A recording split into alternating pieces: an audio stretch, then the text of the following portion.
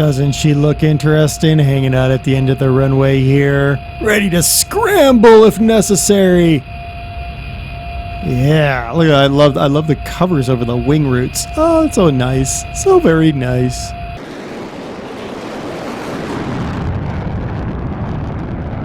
Hello everybody, I'm DerTebbers. Welcome aboard. Welcome to Plymouth, Great Britain, and aboard our de Havilland DH.100, a vampire all spooled down. Just sitting here waiting. Let's get inside our plane. Because it's loud in here. One of the things about this plane is look at this cockpit. Look at, you've heard me a lot of times complain about the cockpits. Look at the detail here. I'm going to flip my avionics on. I can actually read that. Let's turn on our beacon. I need to zoom in a little bit. Mastastada.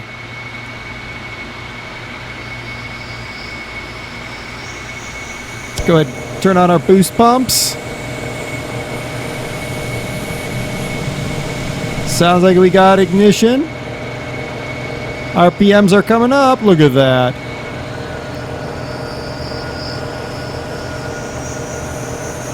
Nice.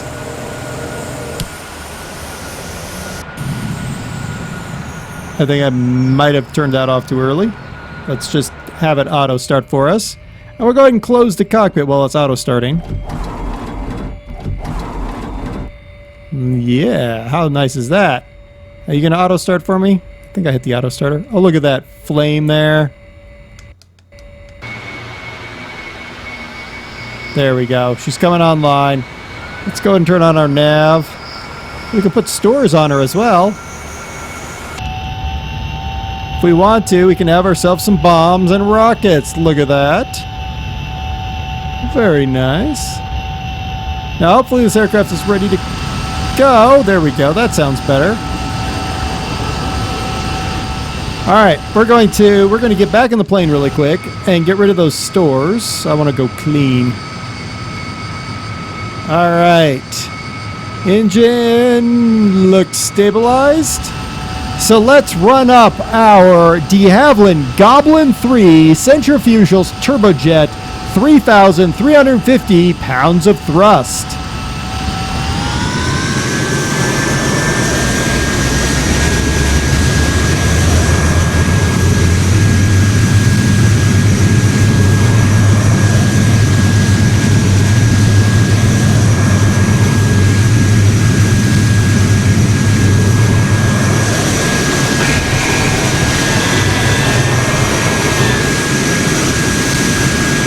I like that we're in the skies over Plymouth.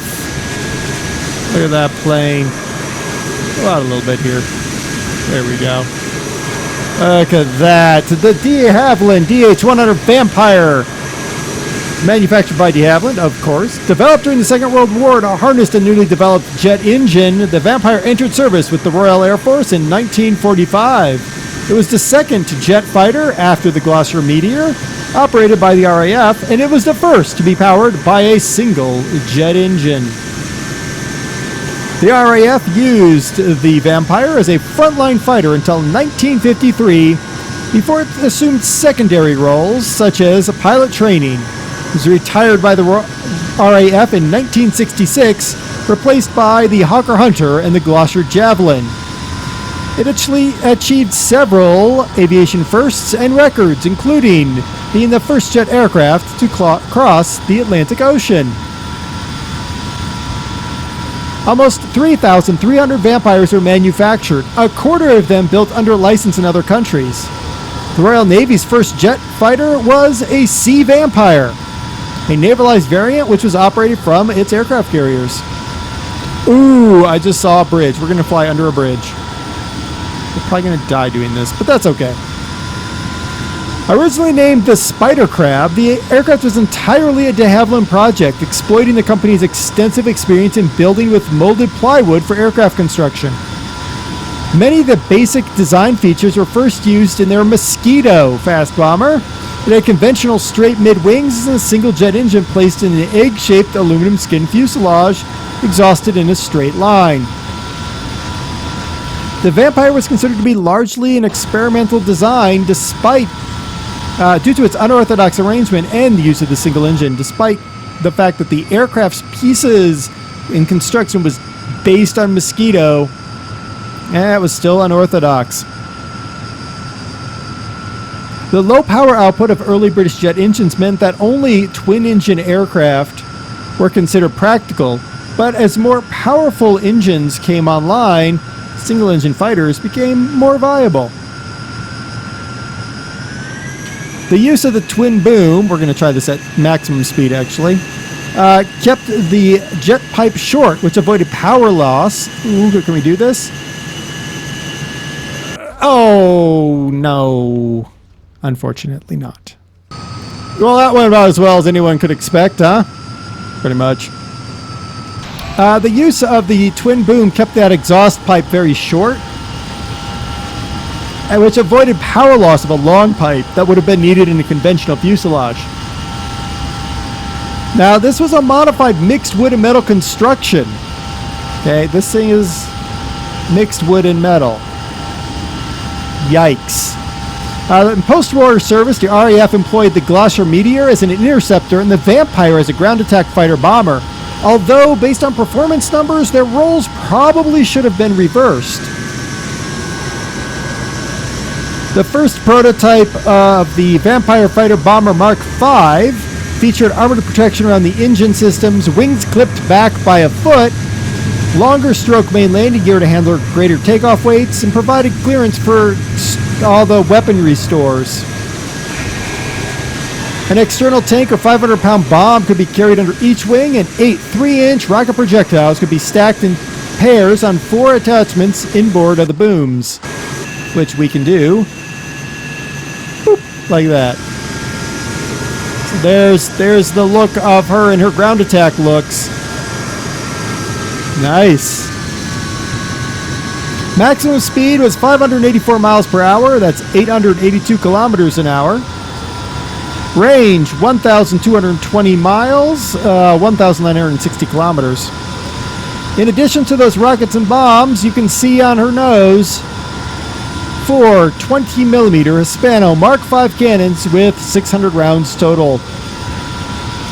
We are now going to attack Plymouth Airport. Not looking there, we're not. Where are you, airport? There it is, airport. Attack run, Omega, or something. Alright, so let's check out our numbers while making our attack run. Shift 1, we get a heads-up display. 2, we get a modern radio stack. 3, we get a GPS. 4, we get a flash. So 4 is sim icons, okay. Here we go, look at this thing. Look at all that smoke coming out the back. Very nice, very nice. Very nice looking aircraft. Another good aircraft by this particular mod author. I said I was going to be doing several of his aircraft, and we are going to do more of them. I do like them. I love this interior. I mean, you don't need to use those any other gauges. You got all the buttons here. Everything is readable, and you can play with everything. Woohoo! All right, I'm going to try to land this thing. Ow. Yeah. We're going to try to land this thing. The link to this aircraft is in the description, sort of. What is actually there is a link to page, I think it's page 4 of his website. And you'll have to scroll down to find the Vampire, and you'll be scrolling by a bunch of really good aircraft in the process. Any one of them is a pretty good bet. Look at that. Woo! Oh, look, ground. Let's not look at the ground. All right. That's...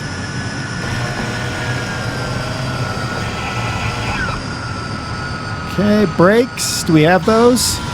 We do, on the wings. Okay. Oopsie. Let's not hit that building. There we go. Brakes on. Brakes off. Okay. Woohoo! All right, we made it. We made it. Yeah, look at that. We survived the landing, and we had all these bombs and stuff on board. Woohoo! All right. So if you want yourself a de Havilland DH.100 Vampire, really nice design. Really like this one. Check out the link in the description. I've been DerTebbers. This has been your Flight Simulator X Plane Spotlight. Until next time, remember, flying with me when I have bombs on the wing, probably not the best for your safety. I'm just saying, probably not best.